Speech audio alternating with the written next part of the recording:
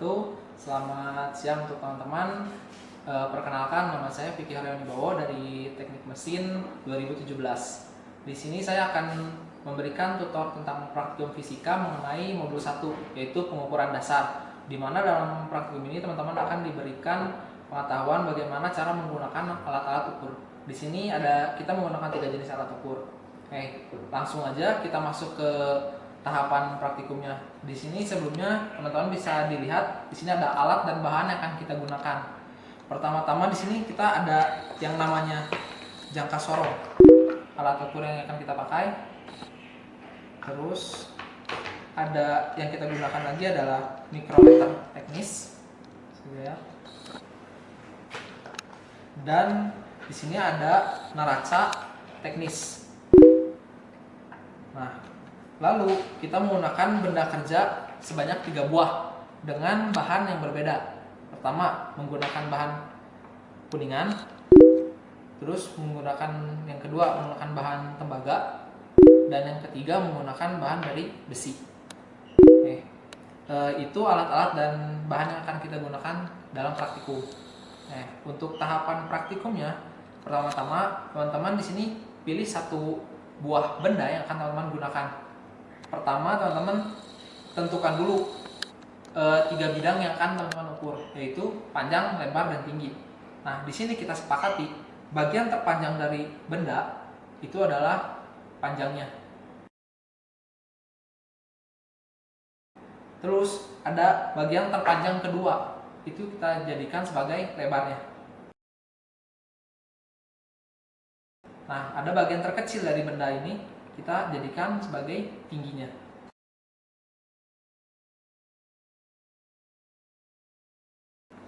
Nah, setelah teman-teman sudah menentukan bidang-bidangnya, sekarang kita masuk ke pengukurannya. Pertama, kita menggunakan yang namanya jangka sorong. Di sini jangka sorong yang saya gunakan memiliki nilai kecermatan 0,05 mm. Nah, bagaimana cara menggunakannya? Pertama-tama dalam menggunakan alat ukur, teman-teman harus mengingat bahwa pastikan titik 0 dari alatnya, atau alatnya harus sudah sesuai atau terkalibrasi. Nah, jika belum, maka alat tersebut nilainya tidak valid atau tidak akan sesuai yang seharusnya. Nah, cara pengukurannya bagaimana? Di sini teman-teman akan mengukur pada 3 bidang sebanyak 5 kali.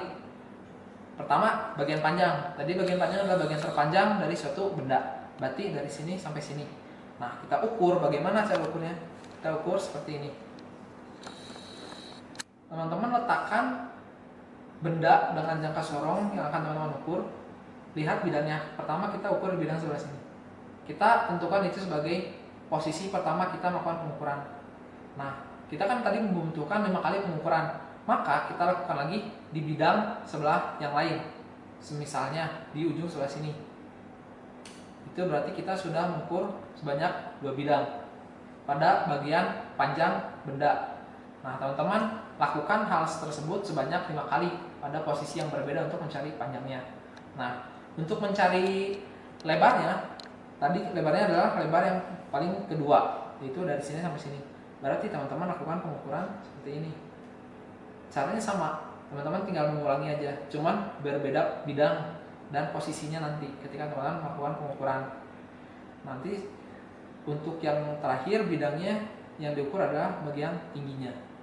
Itu sebelah sini, teman-teman bisa ukur. Nanti saat teman-teman mengukur, ketika sudah mendapat bidangnya dan posisinya, lihat nilai yang tertera di dalam jangka sorong ini. Nanti nilai-nilai ini teman-teman masukkan ke dalam data yang teman-teman harus catat. Untuk 2 buah benda lainnya, untuk pengukuran jangka sorong, caranya sama, tinggal mengikuti yang sebelumnya, yang ketika menggunakan besi. Teman-teman tinggal ikuti step-stepnya seperti tersebut, langkah yang pertama sampai akhir untuk benda kedua maupun untuk benda yang ketiga, langkahnya sama. Di sini teman-teman bisa lihat sudah ada gambar secara garis besar tentang nilai dari jangka sorong yang akan dibaca. Di sini bisa lihat teman-teman lihat, di sini ada yang namanya skala utama dan juga ada yang namanya skala Möbius. Nah, kecermatan jangka sorong yang kita gunakan di sini yaitu nilainya 0,05 mm. Nah, cara bacanya bagaimana? Teman-teman bisa lihat di sini nih. Cara bacanya. Pertama-tama yang teman-teman baca, cari dulu skala utamanya. Skala utamanya bagaimana cara bacanya? Di sini lihat ini skala utama. Di sini ada 0 bagian non-use-nya. Nah, teman-teman di bagian non-use-nya itu tandai dulu di sini. Nah, ini bagian 0 di sini. Berarti skala utamanya itu ada di sini adalah 45, 46. 0 ini tidak melewati 7. Berarti bukan 47 atau 4,7 cm. Tapi nilainya adalah 46 mm atau 4,6 cm. Nah, skala utamanya dapatinnya kayak gitu caranya.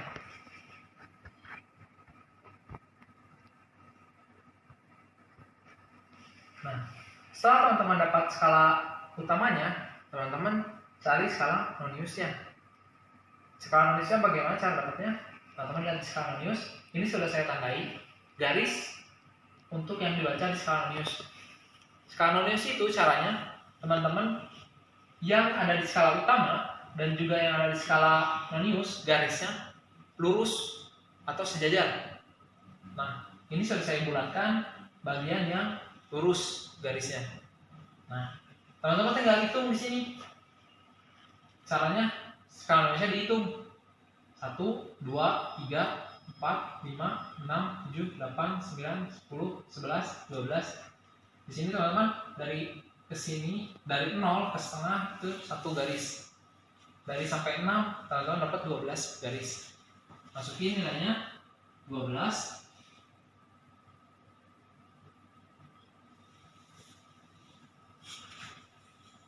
Dikalikan dari skala utamanya 0,05.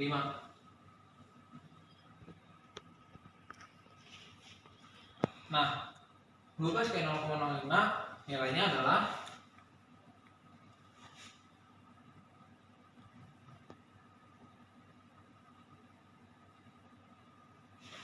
nilainya adalah 0,60 mm. Nah, skala totalnya berapa? Skala totalnya teman-teman tinggal tambahin skala utama tambah skala non-use-nya.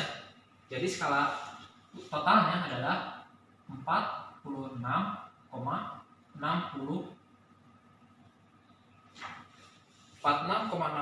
mm untuk nilai yang ada di sini. Nah, itu cara membaca jangka sorong. Nah, berikutnya kita akan menggunakan alat pengukur yang lain, yaitu menggunakan mikrometer teknis. Mikrometer teknis ini lebih teliti dibandingkan dengan jangka sorong karena nilai kecermatan yang dimiliki dari mikrometer teknis ini berkisar 0,01 mm. Nah, di sini cara pengukurannya sama seperti menggunakan jangka sorong, di mana teman-teman mengukur 3 posisi benda seperti tadi, panjang, lebar, dan tinggi dari benda tersebut. Seperti biasa, pastikan dulu alat ukur yang teman-teman gunakan di sini ketika berada di titik 0 agar saat pengukuran nilainya real.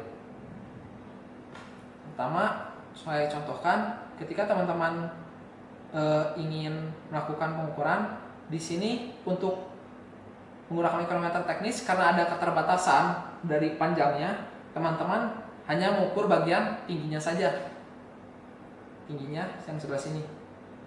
Jadi teman-teman tinggal putarkan dari mikrometernya, terus teman-teman masukkan bendanya ke sini. Setelah dimasukkan, teman-teman putar lagi. Setelah nempel, putar pemutar halusnya sampai terdengar suara, lalu kunci. Nanti di sini ada nilainya, teman-teman tinggal baca dan masukkan datanya berapa nilainya.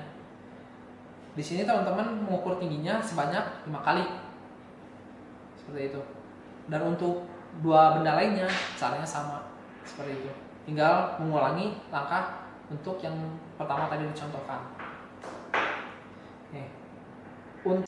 Di sini sudah ada gambarnya. Sama seperti jangka sorong, mikrometer teknis juga memiliki skala utama dan juga skala nonius. Cuman perbedaannya ada pada kecermatannya, di mana kecermatan dari mikrometer teknis itu lebih teliti dibanding jangka sorong. Nilainya itu 0,01 mm. Nah, teman-teman bisa lihat di sini. Cara bacanya kayak gimana? Cara bacanya, pertama-tama teman-teman di sini bisa lihat garis yang ada di sini adalah garis pemisahnya. Nah, dari sini teman-teman ada nilainya, yaitu dari sini ke sini 1 mm, ke sini 2 mm. Tapi kalau dari sini ke sini itu setengah milimeter. Nah, jadi teman-teman di sini bisa dilihat, di sini sudah ada 1, 2, masih ada di bawah. Berarti udah 4, 2 setengah, berarti 42, setengah. Nah, setengahnya di sini nilainya itu 0,50 setengahnya itu. Jadi teman-teman sini sudah bisa dilihat cara bacanya. Ini sudah 42, setengahnya tadi itu 0,50. Jadi skala utamanya adalah 42,50 mm. Nah, ini skala utamanya 42, karena ini ada di bawahnya garis 1, berarti 42 setengah. 42 setengah itu adalah 42,50 mm. Nah, setelah teman-teman dapat skala utamanya, berikutnya adalah skala noniusnya. Skala noniusnya di mana bacanya? Di sini. Tentukannya gimana? Seperti biasa, sudah diberi lingkaran merah untuk skala noniusnya. Nah, di sini yang skala nonius yang kita baca adalah garis yang lurus dengan skala utamanya. Garis ini skala utama harus lurus dengan garis yang ada di skala nonius untuk membacanya. Nah, di sini angkanya adalah 31 yang lurus. Teman-teman tinggal masukin 31 dikalikan kecermatannya 0,01 mm. Hasilnya adalah 0,31 mm. Nah, buat skala utamanya berapa? Sama seperti yang sorong. Teman-teman tinggal tambahin aja.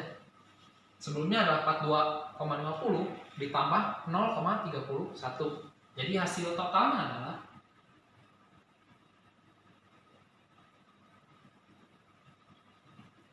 adalah 42,81 mm.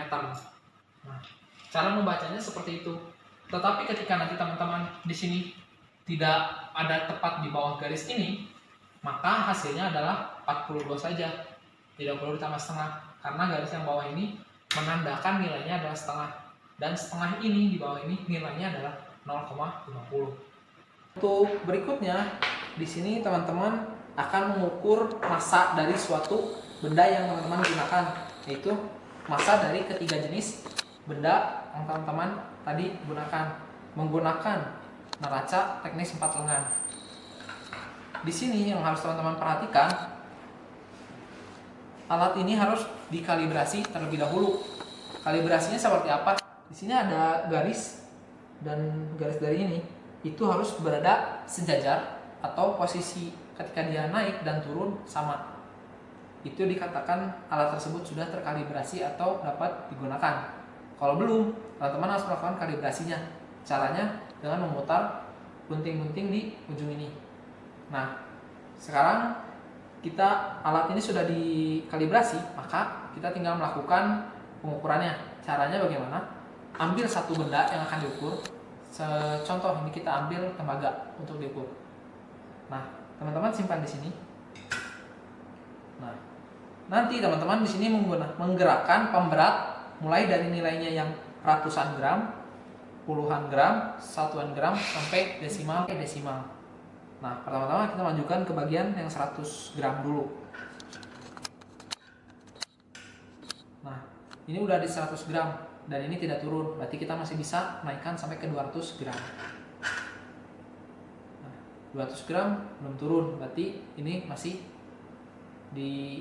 bisa ditambahkan lagi. Kita sekarang tambahkan ke yang puluhan. Kita tambahkan ke 20. 20 terlalu berat, jadinya jatuh. Berarti kita mundurkan jadi ke 10. Nah, udah 10, kita sekarang tinggal mainkan yang nilainya satuan. Yang satuannya kita gerakan. Contohnya kita gerakan ke angka 3.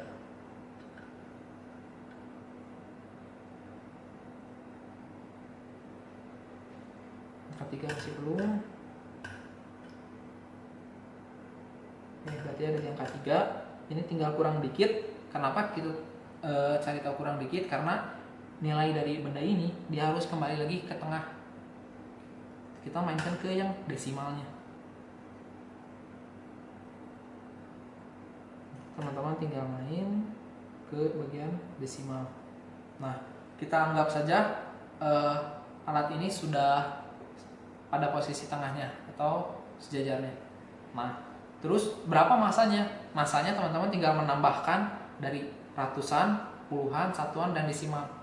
Jadi kita di sini punya angka 100 ditambah 10 ditambah 3 berarti 103,07. Itu adalah massa dari tembaga. Untuk pengukuran dasar menggunakan 3 alat ukur ini, teman-teman seperti itu caranya menggunakannya.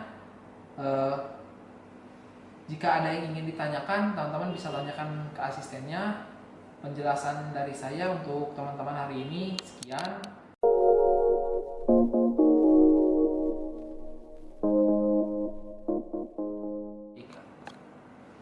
Oke teman-teman, kita lanjutkan ke perhitungannya untuk yang teman-teman nanti hitung di pengolahan data teman-teman.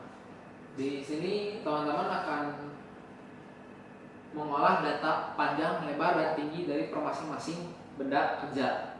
Nah, saya contohkan pertama kita menghitung untuk pengolahan data benda kerja pertama. Kita ambil contoh untuk benda besi. Di sini teman-teman akan menghitung rata-rata nilai X bar. X-nya ini diganti dengan panjang, lebar, dan tinggi. Sesuai nanti yang akan diukur pertamanya apa. Jika nilainya panjang, berarti cari rata-rata untuk panjang besi. Terus berikutnya mencari rata-rata untuk lebar besi. Berikutnya lagi mencari tinggi untuk besi rata-ratanya. Nah, nanti nilainya teman-teman masukkan. Caranya teman-teman jumlahkan pengukuran pertama sampai pengukuran 5 dibagi 5 untuk nilai rata-ratanya. Lalu di keduanya teman-teman akan menghitung kuadrat jumlah. Caranya setiap pengukuran teman-teman kuadratkan. Pengukuran contohnya pengukuran pertama dikuadratkan, ditambah pengukuran kedua dikuadratkan, dan seterusnya sampai 5 kali pengukuran. Nah, seperti biasa nilai X-nya diganti dengan variabel yang akan teman-teman hitung. Apa yang akan teman-teman hitung? Itu panjang dulu, lebar dulu, atau tingginya dulu. Seperti itu. Terus berikutnya adalah kuadrat jumlah. Di sini teman-teman tinggal jumlahkan pengukuran pertama sampai di akhir, nanti dikuadratkan untuk mendapatkan kuadrat jumlah. Yang berikutnya mencari nilai ketidakpastian atau delta X. X-nya ganti dengan panjang untuk mencari nilai ketidakpastian dari panjang. Untuk mencari ketidakpastian dari lebar tinggal ganti dengan L. Untuk mencari ketidakpastian tinggi diganti dengan T. Nah, caranya 1/n. N itu apa? N itu adalah banyaknya jumlah pengukuran teman-teman. Itu banyak 5. Berarti N-nya adalah 5. N dikalikan kuadrat jumlah. Teman-teman tinggal masukkan dikurangi jumlah kuadrat. Teman-teman masukkan per N dikurang 1, nanti hasilnya diakarkan. Terus teman-teman di sini mencari volume.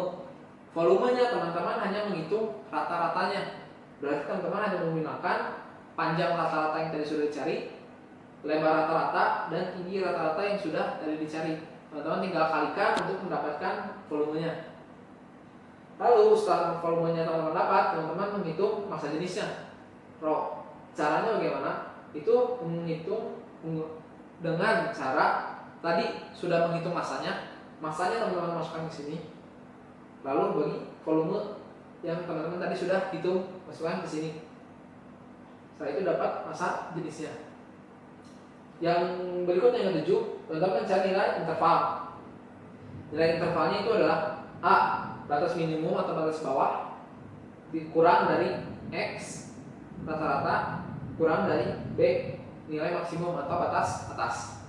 Untuk mencari batas bawah, nilai rata-rata, teman-teman bisa hitung di sini rata-ratanya dikurangi dengan delta X-nya untuk dapat nilai minimum. Untuk nilai maksimum, teman-teman tinggal rata-rata ditambahkan delta X hasilnya. Nanti dapat nilai rata-rata, dapat nilai maksimum dari nilai intervalnya. Nanti sudah dapat nilai rata-rata, minimum dan maksimumnya, teman-teman masukkan ke grafik, di mana teman-teman nanti plotkan di sini. Ini adalah nilai A-nya atau batas bawah, ini nilai X rata-ratanya, ini nilai B batas maksimumnya atau batas atas. Setelah diplotkan seperti ini, teman-teman nanti masukkan nilai titik-titik dari yang teman-teman hitung. Apa sih yang ini? Ini adalah pengukuran pertama. Misalnya tadi teman-teman di sini dapat nilainya 10. Masukkan di sini 10. Terus teman-teman dapat nilainya 20. Yang kedua, masukkan di 20. Terus tandai titik-titik tersebut sampai teman-teman dapat 5 titik pengukuran. Baru tarik garis dari hasil pengukuran teman-teman.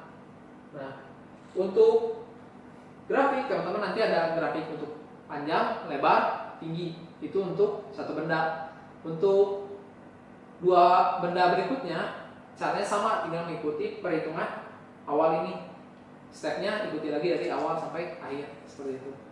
Jadi untuk perhitungan pengolahan data di modul 1 seperti itu, teman-teman silakan jika ada yang dibutuhkan, tanyakan kembali kepada asisten teman-teman masing-masing. Sekian dari saya. Assalamualaikum warahmatullahi wabarakatuh.